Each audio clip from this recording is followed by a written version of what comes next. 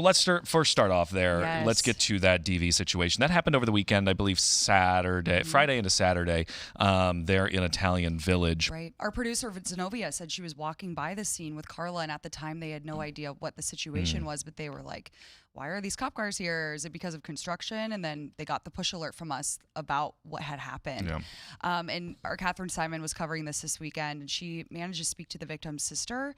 And the victim's sister was very raw about what her sister was dealing with and how she, kept encouraging her sister to leave the situation she was in, but it was really hard for her. So take a listen to the story.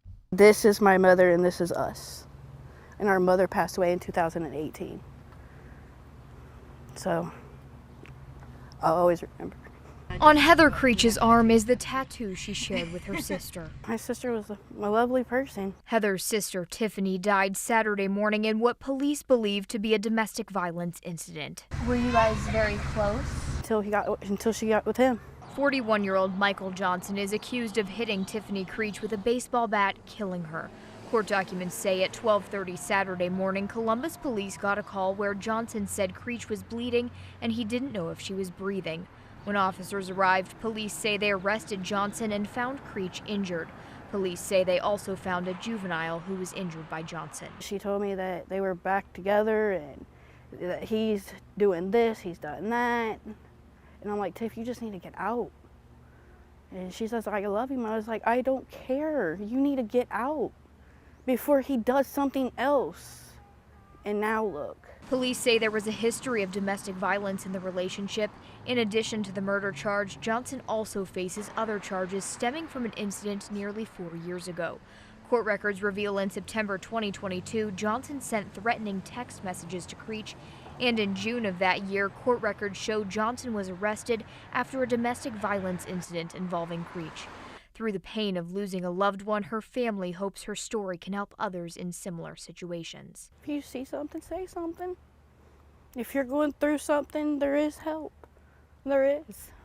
You just gotta get out and say something. So that was Catherine Simon reporting there. And we've talked time and time again about how we've seen this rise in domestic violence incidents here in the state of Ohio. According to the Ohio Domestic Violence Network, just last year, or in that July to June 24 to 25, there were 157 cases. It was a big spike from the year before. So 157 fatalities spread across 108 cases. So we lost 157 people to domestic violence in that time. 33 of those fatalities were right here in Franklin County. We were by far the county that led that. Cuyahoga County only had 20 and Hamilton County had 11. So, those two combined. It's an issue that's really just growing. It is. We don't have the numbers fully from this year yet, and the way the track records looked so far this year, it's kind of on track to increase. We've had a lot happen this time. Think about the Teppies. The end of the year. Right. So, we've got kind of a breakdown here from the Domestic Violence Network. So 84% of these 157 deaths were the result of gun violence. 144 people were shot. In 108 cases, only 12 of them survived. 3 teen girls were killed by their boyfriends.